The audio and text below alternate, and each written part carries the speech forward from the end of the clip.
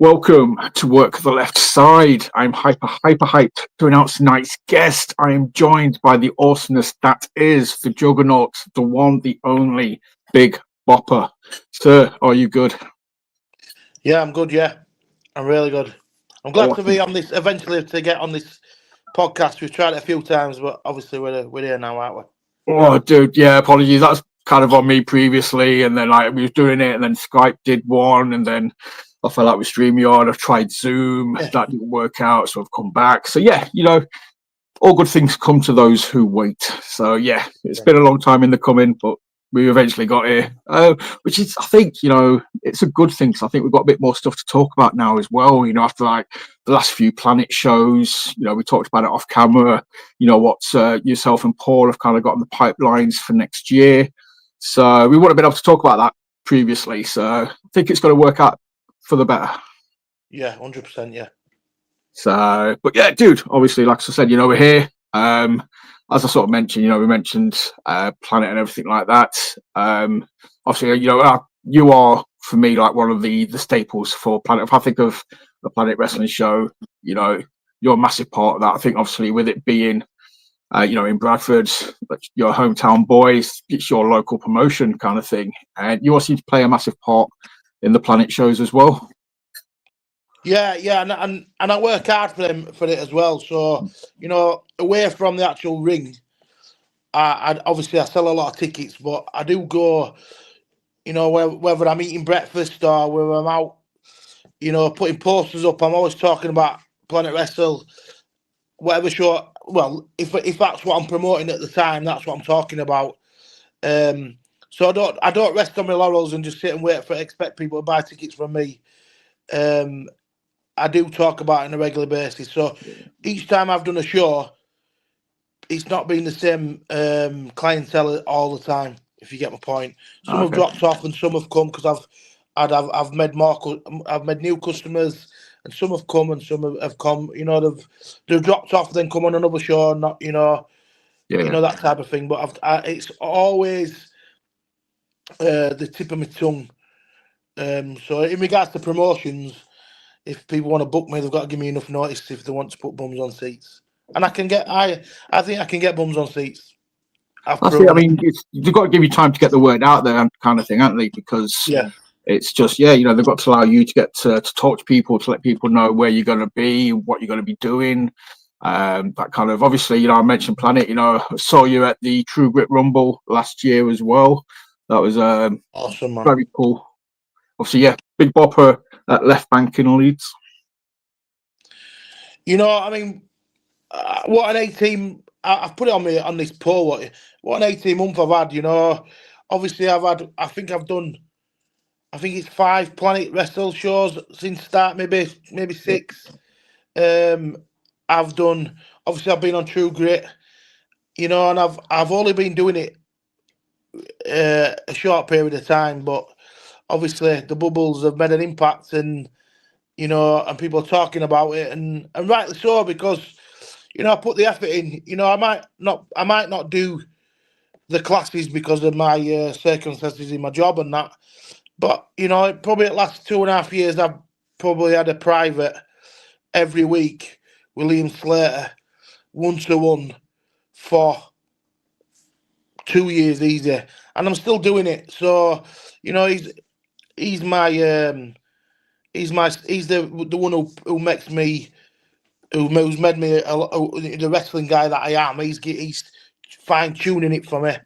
He's the guy that levels it up, and I'll go in with some ideas and I'll go, because jiu-jitsu is my background and stuff, and I'll go, I can do some jiu-jitsu stuff, and I'll say to him, can I do that? And he'll go, why would you?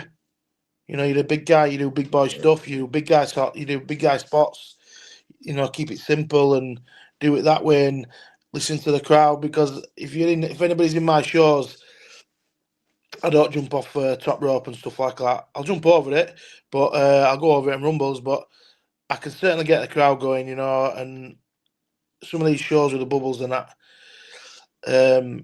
I've got some pictures that are absolutely mind-blowing. I could retire tomorrow quite happy, do you know what I mean, with the things I've done.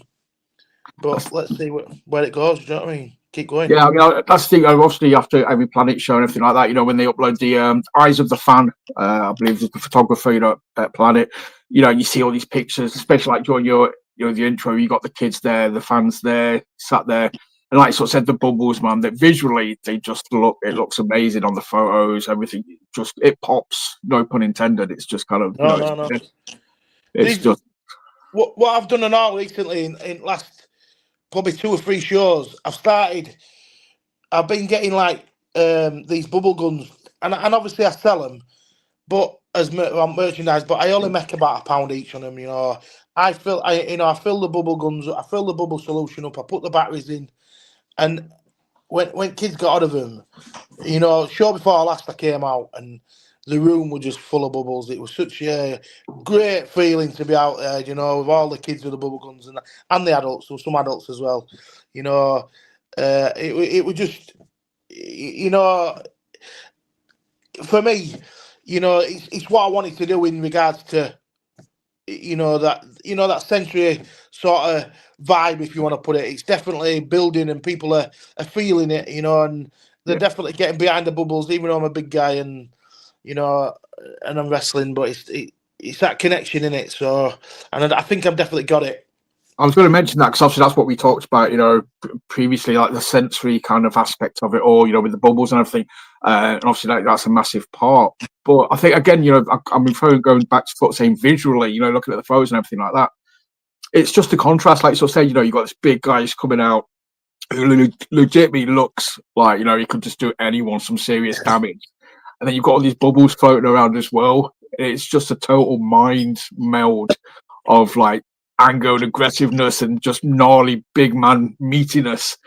And then bubbles. It's just awesome. I mean, you go back to, I suppose it sums me up a little bit, really. And I don't want to, I'm a foster carer, that's my job.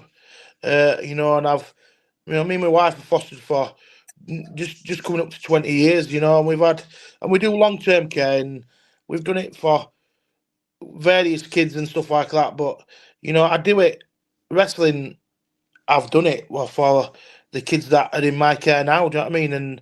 And the kids that have moved on and that, and they do it because I've done it because they're involved in it. They get, obviously one of them comes out with me. Now he's 18 now, but, and he's autistic, but he's like my little sidekick and that, and he comes out and he's got his bubble guns and he's got his, Galactico, he's got his own suit and stuff like that. And it gives it, it's giving him a little bit of a purpose. And yeah, I don't know if you were there when I did the, you might have done one at in-house shows down at PPW, but one of the shows, obviously when I first started doing it, I used to come out on my own and that, and then he started coming with me. And I give him the opportunity on one of the shows to say, look, do you want to go out first? And you can get the crowd, you know what I mean? And he was like, no, I'm the woman around. He went, no. He said, I'll do it. And he was so nervous about doing it, but he did it. And from there now, his confidence is growing now. It's going in his college work and that, in himself, So, and it's all down to them little bits. And that when he comes out with me, like because he's autistic, he's got his own little stuff he gives out himself. The little fidget things that they have in their hands, really cheap, but he gives them out, and it's all about them little tokens and that you get and what people get, and that leave that lasting memory. And I think me and him as a team together, stuff like I took him on True Grit, and it were he got to feel that, and he did it. I probably more nervous than he was. I can't complain. It's what it's what I want. It's the fostering and what I do with the boys and that. It's the reason why I go and train. Do you know what I mean? I do it for them. Than no else. I don't do it as to be a pro wrestler or to do WWE or all like that. I mean, if I was a bit younger, I might have done. But at the moment, yeah, my job. I'm happy in my job, and this is my hobby. But I'm, I don't think I'm that bad at it. Do you know what I mean? I think I'm doing all right. You're creating moments with them. That's what you're doing. 100%. Moments and memories. Moments and memories. That's what it's about. the first, I don't know if I told you this, but my first wrestling show was actually, it was GT Ministries, it was, and it was a Rumble, and obviously I was still fostering at the time. It's probably about 3 years ago now, I think it was, and I didn't tell anybody in my house apart from my wife, obviously, that I was wrestling. So I took them down to the show, and they thought I was selling hot dogs. So they thought, even my son didn't know, okay, and he thought I was selling, he thought I was selling hot dogs and that, and I sold 60 tickets, 60 odd tickets for this show, and I was supposed to be a bad guy. That's where the Juggernaut were born. I came out with a Borderlands mask that I'd sprayed up with a hood on and that. I come out and I got, for a bad guy, I got the biggest pop and cheer. So it didn't really go to my favour on the bad guy, but for 90 seconds, but what a buzz. My son was screaming like a baby, honestly, and he would have been 18 at the time, 19 at the time. And then I got that, I think I got the bug then, you know what I mean? And that were down to, I wouldn't have been wrestling without someone like, without Joel Cobra, and I don't know if you know Joel. And, and obviously Gaz with GT Ministries helping me out to get me started, you know what I mean? And it got my juices flowing and got the excitement going, and it, obviously I progressed from there. That's crazy, because I know Joel. I've had Joel on here before. I've had Gaz on as well previously, so I know both those guys. I've known Gaz since back in the day at BWA when you had the Bradford Wrestling Alliance, back at Odds or Top, ironically enough. So they go way back. But like I said, it's just you're doing it, and to get that reaction, it's just that's amazing. Like I said, I can't even imagine, like say, just going there thinking your dad's, he's just going to be selling hot dogs. Like, oh no, wait, no, he's in the ring. Whoa. That's awesome. I mean, I look back on it now. I mean, at the time when I was in the ring, I mean, it was absolutely awesome, and I wouldn't swap it. But I look at my wrestling skills at the time, and my timing and all that. I mean, I'm probably out now compared to some people, but I'm a lot different now. In my move set and and my selling and all that. So I think I'd done 6 weeks. Yeah, I met Joel Cobra on one of the shows, and he said, "Why don't you come and do it?" So I thought I'd have a go. 6 weeks later, Rumble, stacked it out. Do you know what I mean? And that's where Juggernaut were born, and that's where it started. So, and I got the bug then, I think, and I tried to do everything else what I'd done before and do wrestling, which were too hard to do, if you get my point, in regards to my other sports that I used to, takes a lot of time. It must take. I can only presume, from speaking to people, how much time and effort goes into it. Like you sort of said, if you don't always make it to the training, at least you're still doing that one-on-one with Liam kind of thing, which I would presume one of those sessions is worth several hours. Just basic stuff. So 100%. Definitely, yeah. I think one of my biggest main problems was at the time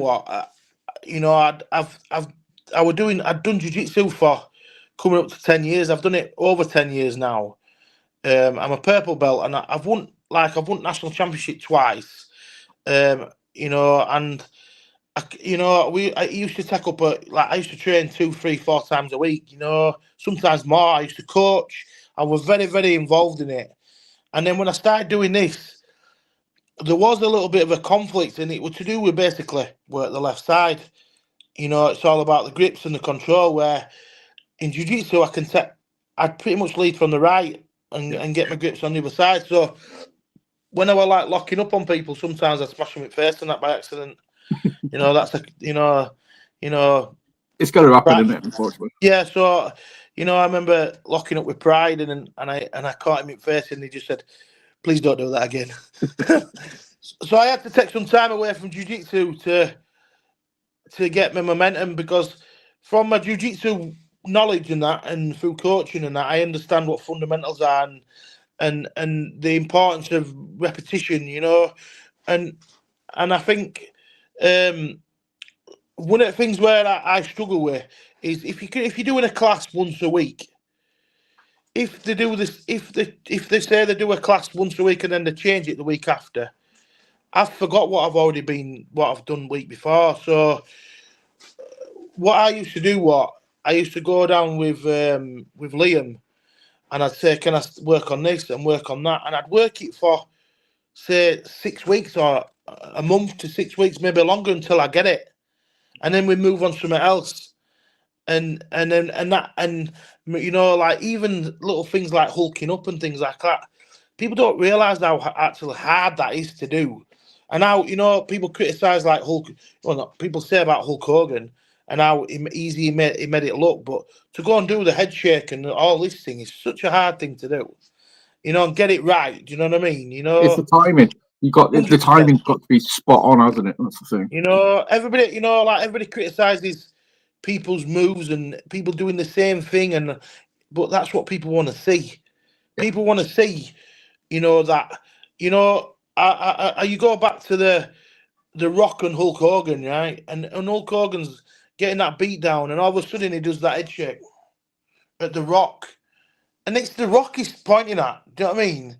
Yeah. And what a pop he gets from that, because everybody knows he's hulking up on the Rock. And it's the Rock. Do you know what I mean? It was such a big one. So I think that's what I'm trying to say is, you know, Liam's taught me you know, every week I've progressed, and you know, I can lock up. I can do some moves from standing and that from bottom, and I've got my storyline now, and I can work from there. If you know what I mean, and progress. Well, that's it. I mean, I did the obviously the intro for this episode. I like to put clips together of certain matches, you know, whoever I'm talking to now, kind of thing, to make it look a bit different. And like you sort of said there, you know, from the lockup, there's a few clips of you versus Jake Silver. You know, you do the lockup and you just overpower him and you just slam him down face first. But that is the big man move. It's like, you know, if somebody's going to lock up with you, yeah, they're pretty much going to be eating the mat in about 3 seconds. That makes sense. That's logical. Yeah, definitely. And I mean, I've worked with Jake now. I think I did Theo Mania with him as well. And, you know, I think it helps when you get to have a bit of chemistry. If you've done one or more than one match with someone, you do get that chemistry and you do understand them a little. I mean, I've done 2 with Mr. Ricky as well. You know, there's a couple. I've done 2 with Nathan Black. You know, I mean, he's great in it. But, you know, just that you get to know their moveset and what they like to do and how they want to work it and stuff. You know, but you know, I can see, like, from the when you know, like in them clips, you can see more from the first time I wrestled Jake to when further down the line, you can see the difference in me, you know, and how I'm progressing and that, you know. Well, that's it. It's just like you said, you get better. It's like anything. The more you do it, the better you're going to get. Your confidence starts to get better. But I'm exactly the same as you. Like if I do something, I need to do it at least 10 or 20 times before it starts to plant itself into my head. If I do something once, then I'm expected to do it again a week later. I'm like, oh, Smeg, what did I do? I cannot remember what I just did. I need those laps. I need that repetition. I learn by repetition. So yeah, I'm still doing. So like when I go down on a Tuesday with Liam, I'm doing the same stuff I did right from the beginning, but I can do it better. Yeah. So like, you know, like when it comes to like, I can, as a big guy, I can Bandera out at ring and Bandera in and all that sort of thing I can do.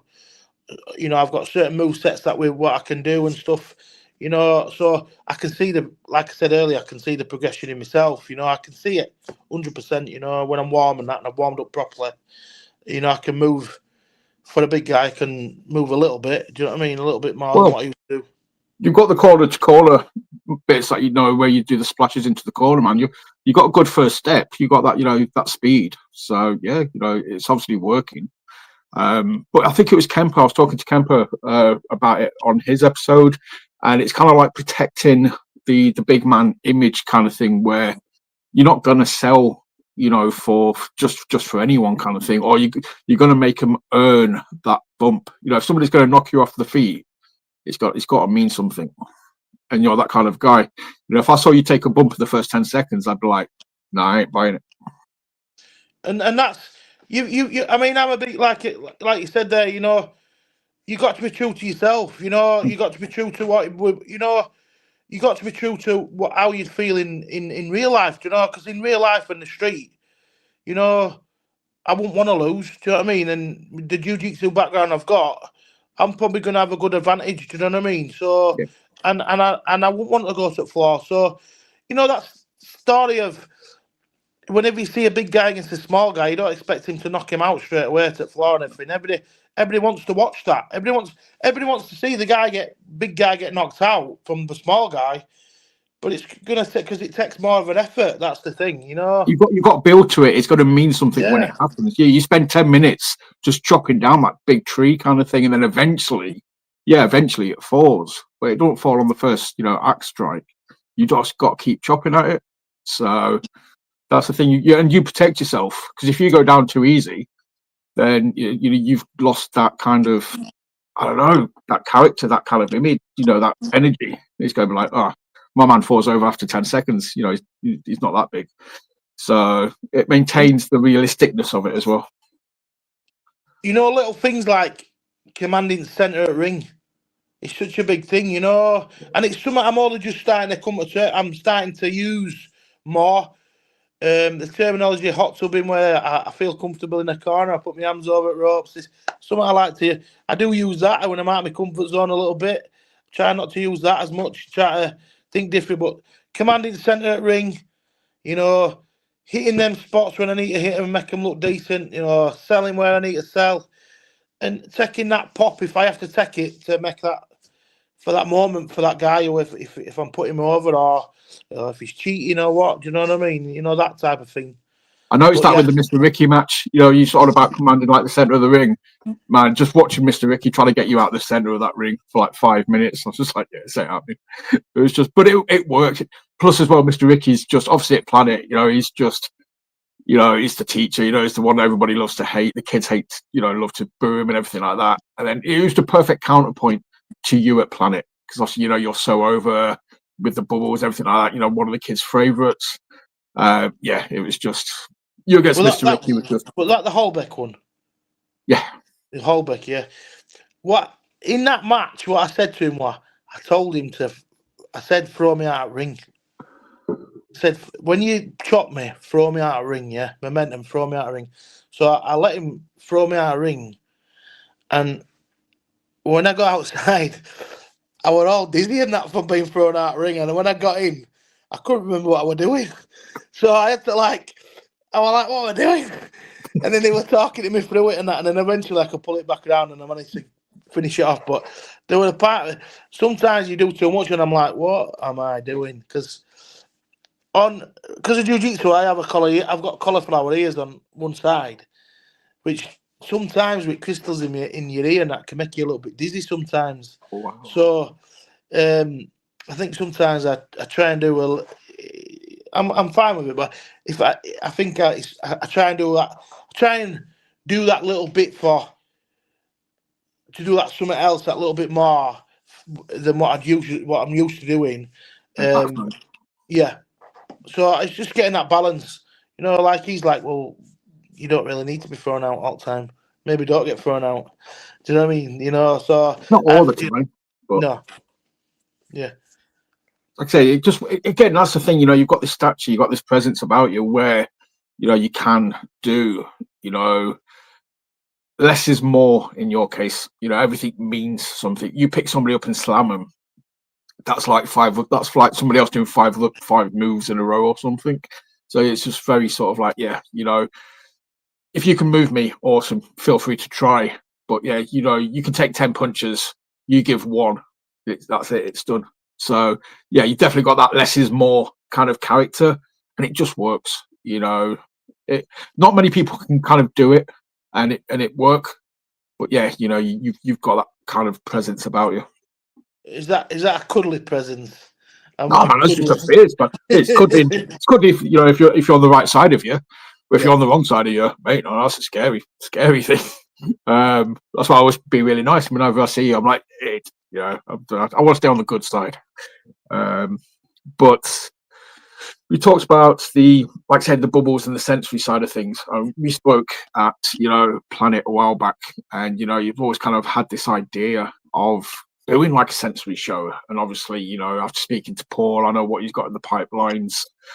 And I know you're both very heavily involved in this. I know Paul, I'll presume Paul kind of approached you, because I believe Paul goes to the Planet shows as well. So you two guys know each other quite well. So yeah, I'm sure he approached you and been like, look, I've got this idea. What do you reckon?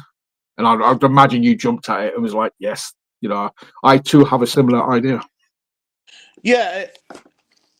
What I think what happened with me from at the beginning for me with wrestling, when I first started getting involved with doing more shows, I got involved with the bubble guns, and the bubble guns were because it's a sensory thing, and that came about because obviously with me being a foster carer, I come in contact with other kids, and the other kids that I come in contact with, you know, there's different kids who, you know, one in particular that stuck in my head. Obviously, I'm not going to name him, but he couldn't physically, he can't move, but you can see stuff and certain things that he likes and stuff like that, and he you know, like obviously I'm DBS, so I didn't take him up and rough him, but he likes, some kids like to be stimulated in different ways and stuff, and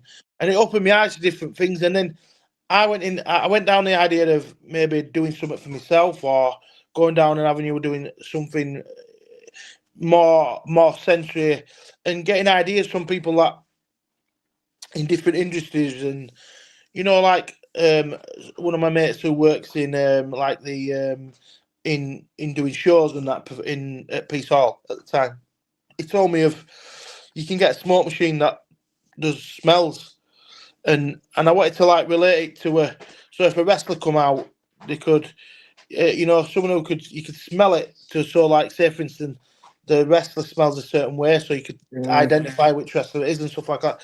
So there were all these little ideas that were in my head, but obviously from then I've progressed and I've started doing more shows and stuff like that, and I put it to the back of my mind and all that.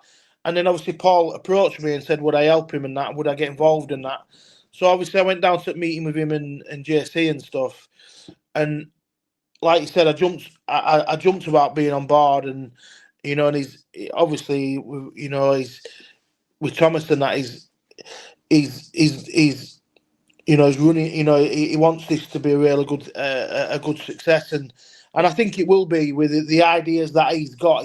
They're very similar to what my ideas were, and you know, I just thought that people get behind it and give it a good go. Do you know what I mean? But I think it's definitely something that'll. I think it's going to be different. Yeah. And I think it's something that's going to appeal to a different audience, if you know what I mean. Yeah, definitely. I mean, obviously, anybody who knows True Grit knows Paul, knows Thomas. You know, anybody goes to a True Grit show, they'll have seen the kids, you know, running around, getting involved, being excitable. Like you sort of said, I'm kind of tying it into what you know said about your sidekick. You know, just being involved in wrestling, coming out with you, helping you, kind of thing. You know, it's helped his confidence. You've kind of seen it manifest itself. You've seen the positive impact that wrestling has had on him. I know Paul's obviously said the same about Thomas. You know, it's somewhere where he feels, you know, he can talk to people, he can relate to people. It's helped his learning come on. It's helped Thomas, you know, just be better, kind of thing. Through his confidence has got better because of it. And that's what I think, you know, both of you kind of want this show to kind of point out is, regardless of other things, you know, that community, that wrestling, it can have a positive impact on everybody in that sense. You know, some of the ideas Paul's mentioned to me, you know, about the show is, I'm hyped for it. I think it's going to be awesome. I'm going to do everything I can do to, you know, help push it.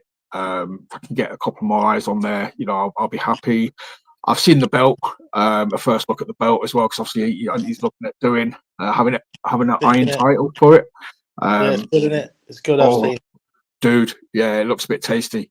There's just ideas, because again, I know anybody knows Paul. Once he's got this idea, he's got to run with it.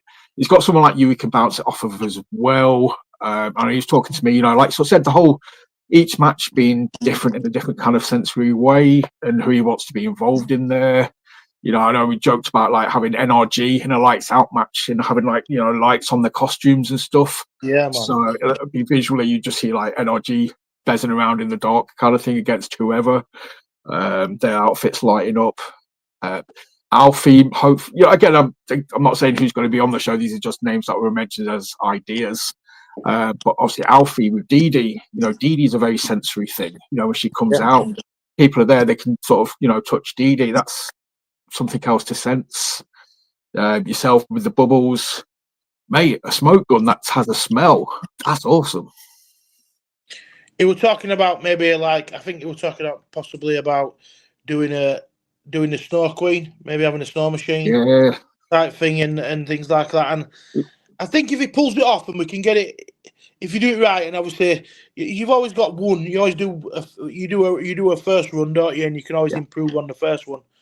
I just like to say it's just.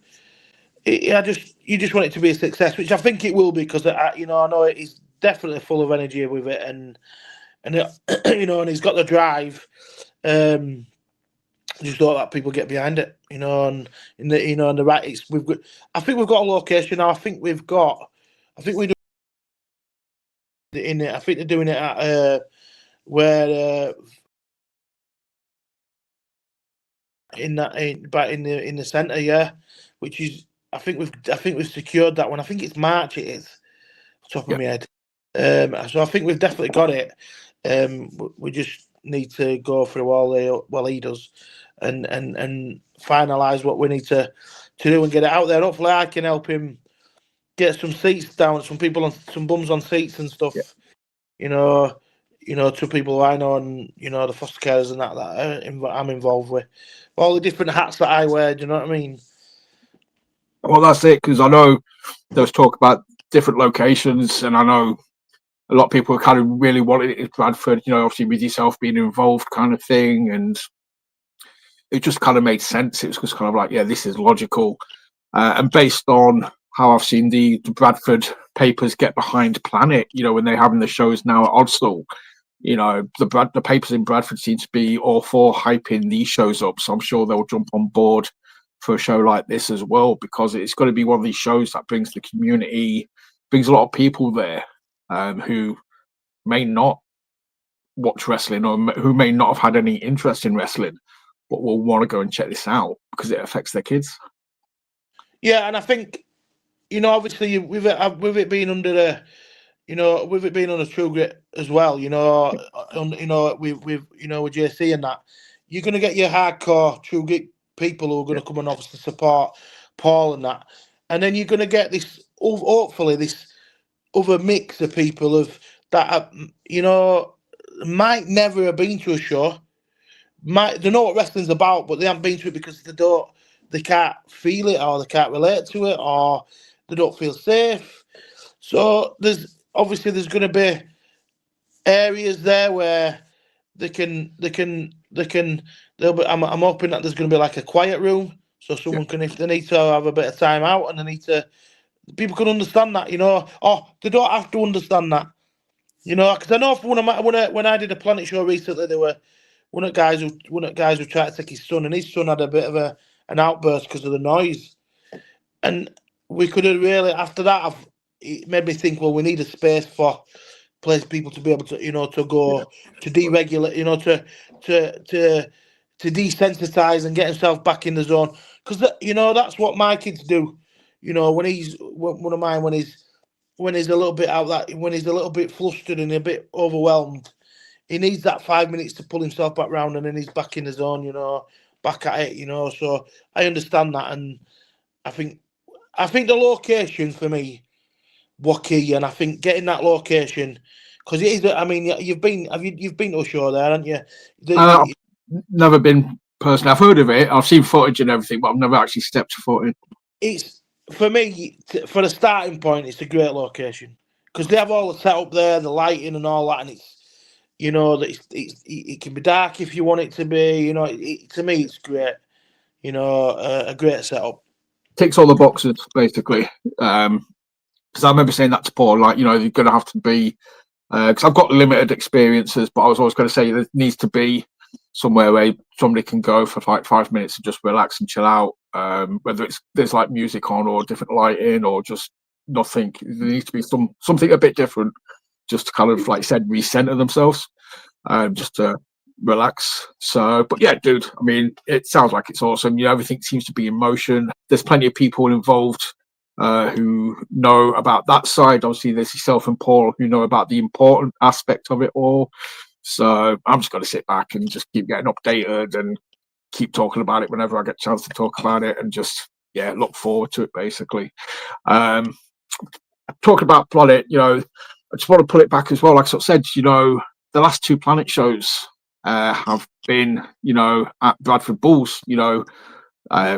As a fan, obviously, like you sort of said, I've been used to Bradford. I've been used to Planet previously, being like alternating between Holbeck and Lowmore, but it seems to have found a new home now, a consistent home. I can't see him moving away from here. To be involved in that's got to be exciting, because it seems like they won a show last month, and I think they've got another show coming up again. It's like they've run 2 shows very close to each other. Yeah.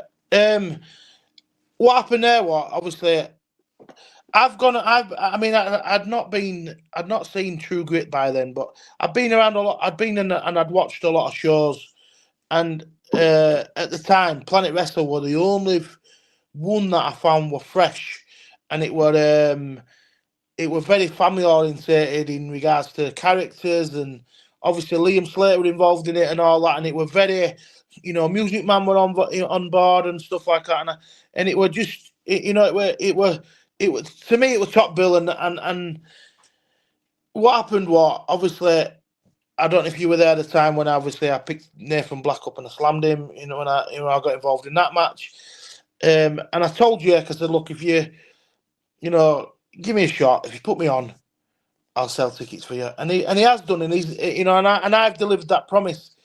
But during that time, while I was fostering, I got asked to do a promotion for Bradford Bulls, and me being me, I'm always pushing for stuff, me. And while I was there, I was like,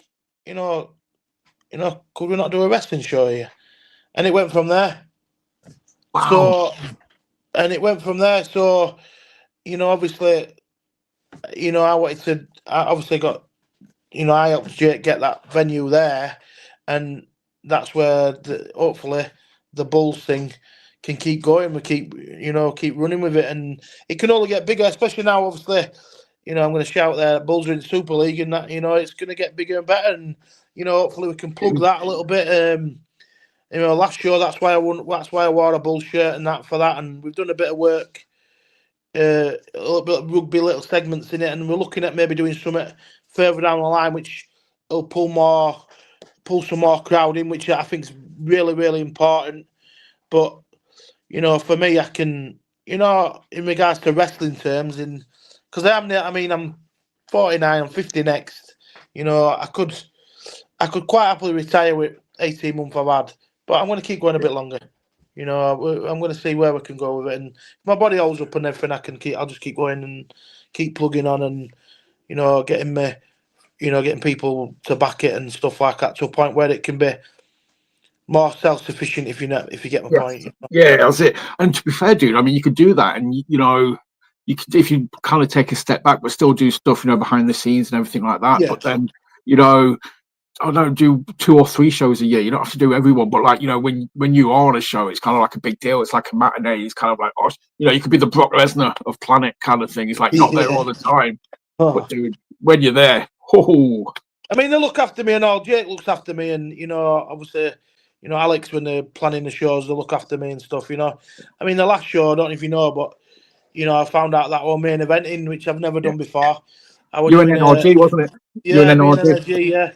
You see, these little stories that, when I first started wrestling, I used to go down to where UKW and that, and I went down and started doing a bit of training down there, but I decided obviously to go elsewhere. But I always said, when I used to love watching NRG, and I used to always say to him, I should be the Big E in NRG. And obviously that weekend, just like the last show, I just said, look, I could, like I just said, then I could retire now because I've done pretty much everything I've asked to. I'm not going to do before anybody else. I'm not retiring yet, but you know, I've done a lot of things in such a short period of time. You know, that a lot of people could only dream about doing. If you get my point. Yeah, dude. I mean, obviously, talked about the main event there with NRG, and the show before that was yourself against, you know, the man with the punchable face, that smile, you know, Mr. Hardman Dan. HMD, I think, you know, he wrestled you and James Storm in the same month. What I mean, I've got nothing but admiration for that guy. Me, what he's got a great future in front of him, you know, and you know to work with. I mean, I actually asked for him as well. I asked to work with him on a show. Jake listened to me. We plugged it out there, and obviously we got him down. We got him down, and he was so good. You know, so I said, look, can we work this, and he just went, yeah, let's do this. He got the pops. He worked it well, and I'm, you know, he's definitely one of the top guys that I've worked with, and I you know, and it was such a straightforward, easy match, but it's what else you do besides to keep it, to create it, you know. Yeah. You know, some of the little things he's given me that, you know, some little segments. You don't always like to copy other people's segments and that, but some segments need to be used now and again just to get them pops, and it works. Do you know what I mean? Yeah, definitely. You know, yeah. We love Hardman Dan. I've got nothing but, you know, I think the guy's amazing. I'm so excited to see, you know, what the next few years brings for him, kind of thing. And but as soon as I saw that match announced, I was just like, that's perfect. You know, again, you know, you've got yourself, you know, hometown boy, the hero of Planet, kind of thing. You know, you're the big man of Planet, and then Hardman Dan. You know, probably thinks he's like 8 foot tall. You know, like I said, that smile is like, yeah, he's got to get punched in the face at some point, and everybody's got to pop. yes, that's what he does. You know, he brings that. That's his character. That's what he does so well. You know, working wise, you know, I couldn't complain really. You know, he has that.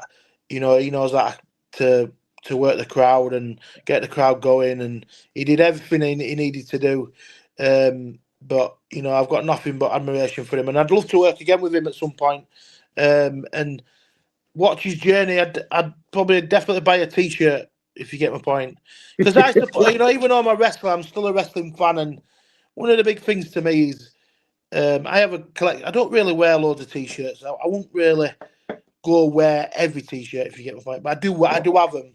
And what I do is if I go to a show and I feel that one person stood out more than anything, I buy the T-shirt. So you know, I have a Seb Mercer T-shirt from back in the UKW when he impressed me on one of his hardcore matches. I've got a World Cruise T-shirt. You know, the guy definitely impresses, and I've got other T-shirts from guys that I know. Kids have got them and all that I've bought. You know, good old Luca Brigante. You know, who've impressed. You know, so yeah, so that's what I do. Dude, that's awesome, because that's always the thing as well that I'm always curious about people who, again, everybody's different. I've heard so many different stories. You know, I speak to people who got into wrestling because, you know, they went to British shows with the parents or the grandparents and they loved it and they got into it. I've spoken to other people who didn't even know British wrestling existed, you know, until they started training, kind of thing. So it's always nice to know that, obviously, when somebody is that side of the curtain, you're still a fan. You know, you can still 100%. step back and appreciate it and watch it through a fan's eyes, kind of thing. You know, it's not ruined it for you. No, I actually tried to. I remember years ago when my son were about 2 or whatever. It might have been when I first started fostering, or no, I was actually working at the time, working at Bradford Uni as a security guard at uni, and I went to Butlins, and I watched a wrestling show there, and I met Drew McDonald, and he told me about a wrestling school that were in Bramley. Because of my shifts, I could only do one Sunday a month. But I used to wrestle with like Thomas Latimer, and I were there when Valkyrius were there on his first session and stuff. And I didn't manage to do it much because my son had just been born and stuff like that. And I took a bump and nearly bit my tongue in half and stuff, and so I had to prioritize things. So now it's done a bit of a circle, if you know what I mean. Now I'm in a different position financially in my job. I'm plugging fostering there for anyone who wants to be a foster carer. It's a great job if you want to be a wrestler. But it's worked out for me now. You know, obviously I'm financially, I can afford to do the training. You know, plug PPW. I've trained elsewhere. I've trained with people like Sean Only down at Fountains, another top trainer. But you know, I have trained at UKW, but I needed the progression and the 1-to-1 I needed, and without watching more on one of his little shoots or whatever it was, seeing him down at PPW, I probably wouldn't have thought about going to Sheffield, but I actually used to train with more down at Jiu-Jitsu and watching him and obviously energy and all that. And that's how I ended up down at PPW. But he's the guy I could never tap because to tap him, I'd have to break his arm because he used to be. I'm not joking. He's so hypermobility, whatever it is. He used to be able to bend his arm right round. He'd probably go around full swing. Honestly, proper flexible, that guy. That's why I mentioned this when I had Mo on. I was talking to him. I was like, every time I saw him, like on Instagram or something, on a PPW reel, he was getting bent in funny shapes by Vuzic all the time. And that would be why Vuzic picked him, because he knew he could do it. And Mo was blooming Mr. Fantastic. You just stretch him and bend him as much as you want. 100%. You know, I've competed at a decent level, jiu-jitsu and stuff, and obviously when we roll, you roll, and you're not trying to kill each other, but you still, so that, you know, I know when someone would normally tap, so then more wouldn't, and I put it on a little bit more, and he still won't tap, and you'd probably have to break his arm before he taps, so I let it go. I didn't want to really hurt, but you know, so wow. But definitely, you know, and like I say, without him, I wouldn't have found PPW and obviously Liam Slater and Nathan Black and stuff. You know, it's definitely open doors for me, if you know what I mean. Yeah, no, definitely. I mean, again, anybody who knows me knows this show. Nothing but love and appreciation for PPW. It's just, I think you might be guest number 48 or number 49, you know, from the house of PPW kind of thing. I've got a playlist on the actual YouTube channel. It's just a Pursuit playlist. It's everybody in there that I've spoken to, you know, from Pursuit. Again, you know, I've heard just how great it is, you know, nothing but love for Liam and Nathan. I followed Liam since I mentioned Gaz earlier, you know, the BWA days at Odsall, Bradford Wrestling Alliance. I saw Liam, you know, in Bradford 15 years ago, give or take, you know, when he was Liam Lazarus. So yeah, I followed him. Was that Richard Dunn's? Or was it in Halifax? No, it was Odsall. It was Wibsey. It was Wibsey. Just off Odsall top, yeah. They used to do it in Wibsey. Yeah, because one of the things I've seen is I would at a show. I look at that BWE because I was actually at that. They did a show at Richard Dunn's, and I took my kids to that show, and it's really weird how you've got Liam Lazarus versus Sean Only, and obviously they become my coaches later on in life. You've got Gareth Angel in the crowd, various other people. Liam Slater's in there, you know, all in the crowd, and how them people are evolved. And I think Lana Austin went on it as well. When she went on it, I think she was a young girl, a young lass on it at the time. Yeah, probably. Yes, I was talking about BWA. You're talking about BWE. I know which one you're on about. Yeah, I remember them. I felt they fell out with me because I pointed out that they had RVD on the poster for the first ever show, and I was like, "Wow, you got RVD for your first show?" And it's like, "Oh, he's actually not going to be there." And I was like, "What? But he's on your poster." And then they never spoke to me again. But that would have been around the time Lana was just getting started. Because because she was working sort of at Tidal at the cockpit at around about the same time, and yeah, just down the road. So, mate, yeah, that was a crazy time for. Like I said, it's the full circle. You look back on that, and you see those people, and then yeah, you know what, 10 years later, kind of thing. It's like, oh shit, yeah, there you are again. We talk about the show, the Halifax one, the BWE. Liam, who comes out with me now, I've got a picture of me with him. He's got a golden Rey Mysterio mask on, in the ring with I think it was Sexy Kev, I think it is, and is it Zaya Brookside? Yeah.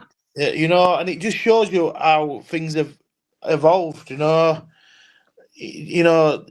If I think the thing for me is if you're prepared to work it, and it depends what you want out of wrestling. Yeah. If you want to work it and you want to keep going, you'll get the rewards if you're prepared to work for it. And Leon's an example of that, and the people in that ring are an example of that. Liam Slater's an example of that. He's doing his every day, turns up every day, and he's in his little zone, in his little area, teaching and working, doing stuff with Nathan. Why other people aren't doing more of that, I don't know. Right. I think there's a lot of people that could have learned a lot of stuff from the names you've just mentioned, kind of thing, and just it's crazy, just what they've managed to achieve. But yeah, like you sort of said, you can get as much out of it now. There's no ceiling. I mean, you mentioned Leon there, kind of thing. I was speaking to somebody a few weeks ago, a kid called Chris Mason, who I see at UKW all the time now. A kid from Batley, and he was sort of saying, when he was 13, 14 and started training, Leon was there at the time, kind of thing. And he remember seeing him, and he's like, if a kid from Bradford can make it, to TNA, NXT now, kind of thing, why can't a kid from Batley? Why can't a kid from anywhere? And he's doing really good stuff and all, isn't he? He's a great worker. I know you're talking about. Yeah. He's definitely got the move sets, and he knows what he's doing there, doesn't he? Why not? Why not? I think it's all about progression and keep going, and don't let anybody tell you anything different. You can listen to stories and tell people. People can tell you you've got to do this and you've got to do that. I found my own way in wrestling, and I'm doing all right. Do you know what I mean? I'm plugging on and I'm doing all right. I'm quite happy. Dude, that's the thing, though. Like you sort of said, you've got kids like that who've got those dreams and those, desires, those goals.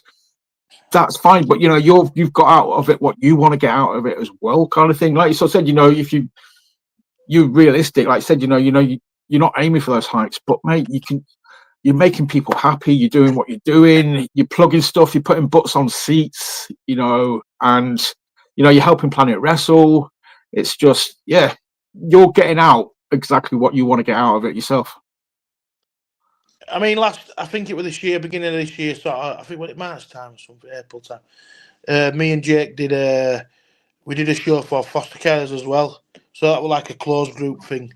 And obviously we got a lot out of that. So I get a lot of rewards out of my biggest thing is seeing kids with bubble guns, and my kids that are buzzing off that as well. I've got more kids in that I look after, and they can't wait to get involved, and they take that, and even little things like when you're walking about and people recognise you and talking to you, and it's the small things for me, it's the acknowledgement. And I'm not in this to make loads of money because I ain't making any money.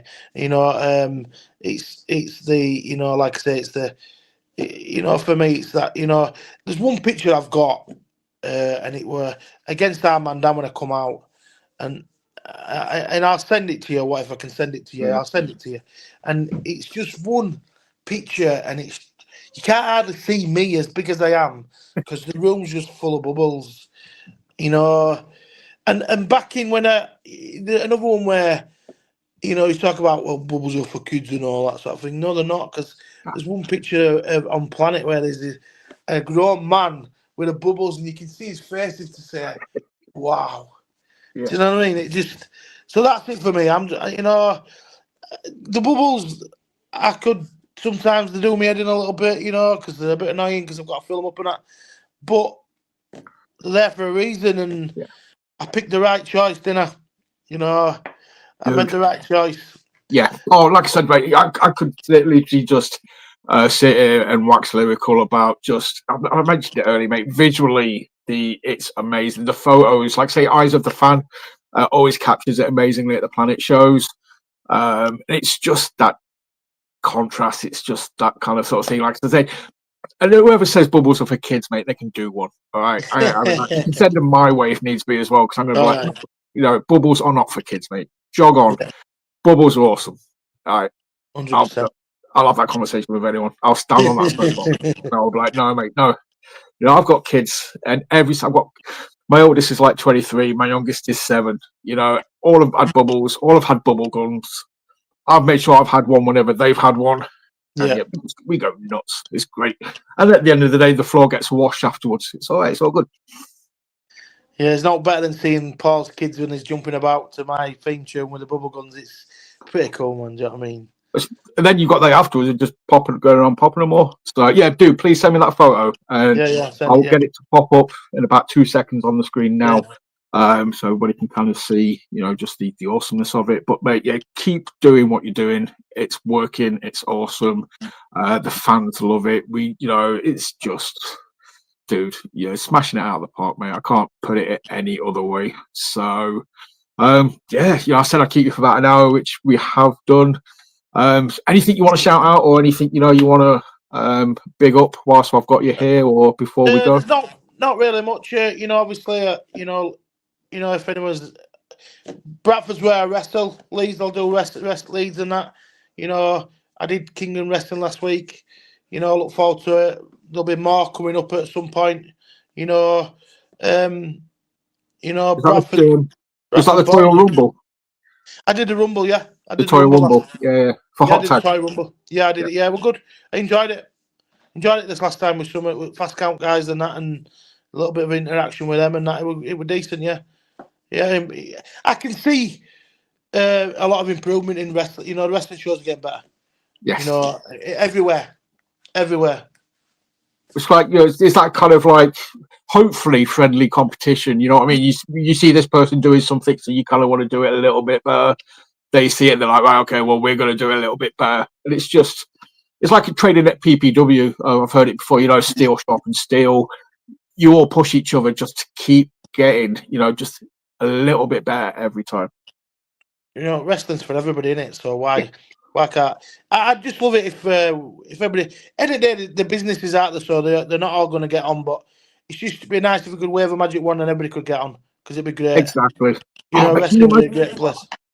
Can you imagine like a wrestling festival where you've got 2 days, 2 days of just wrestling? You know, like 8 promotions on a Saturday and Sunday. Yeah, you said that. That's your idea. Get it out there. Let's do it. I spoke to Liam about a year ago. I've had this idea in my head for ages, kind of thing. I was like, would this be possible? Bless Liam. You know, he replied to me and he'd been like, right, think about it like this, and this. You know, bullet pointed it, and I was like, yeah, okay, right. Leave it with me. I'll keep thinking about it. But I was like, bless. Love Liam. Always got the time, and he's just like, right. You know, he just spoke to me about it. He's like, right, you know, why, how, and when. I'm like, yeah, right, good point. Leave it with me. I'll get back to it at some point. You know, I'll win the lottery. Idea. Yeah, the idea's there. I just need to mix it up a little bit. Get it cooking. But dude, no, mate, it's been an absolute genuine pleasure. Thank you so much. You know, for just coming on and talking. Glad it finally happened. Like I say, I think it was the right time. So, pop, bubble squad. That's it, innit? That's it, dude. Mate. Do you want to let people know where they can find you on Insta and stuff, so they can keep an eye out on what you're doing? Yeah, I think Big Boppa 1919 it is. Yep. Obviously, I do. You can find me on. I'm on Facebook. I think that's is it Juggernaut Big Boppa? I think it is. Yeah. Yeah. I think I'm on TikTok as well, but I do push stuff now. You know, my shows and that, but I'm not massive on pushing on socials apart from Facebook and Instagram, really. Yeah, that's why I just thought I mentioned, because Instagram for me is the be all and end all, you know, when it comes to wrestling now, kind of thing. Because it's visual, you can see, you know, everything what everybody's doing. Yeah. You know, who needs words? Let the action speak. You know, I can see what you're doing in the ring. I can see the show posters. I can see the show graphics. That's all as a fan, that's all I need to know. So. Obviously, we will tag you in the post when this gets uploaded anyway. So if you're not following Big Boppa, please hit that follow button. If you see him on a show near you, you sort of keep your eyes open for, you know, the Planet shows and that rematch against Hardman Dan at some point. It's going to happen, isn't it? Yes. I'm going to knock him out this time. I'll knock him out. Do it, mate. That would be like just everybody in the room will just stand in ovation. I guarantee it. Like, but yeah, you know, give Boppa a follow and keep your eyes peeled. As always, I will say thank you for watching. Hit like, subscribe, share, comment, all the generic stuff we ask you to do. Keep your eyes peeled. I'm going to be going from the Juggernaut to the Huggernaut next week. What a guy. There we go. Guy. It should happen. That match should happen and all. Yes. The fans have asked for that. That should happen at some point. It's just going to be like just big, beefy, just running backwards and forwards. Just, oh, mate, the ring would move with every collision. It'd be awesome. But yeah, Jimmy Kuma, the Huggernaut, will be here next week. Boppa, thank you so much, mate. As I said before, it's been a genuine pleasure. So yeah, thank you very much. And to everybody else, I will say thank you for watching. And remember, always work the left side. Unless you do jiu-jitsu, then obviously stick to the right. Good call. Goodbye.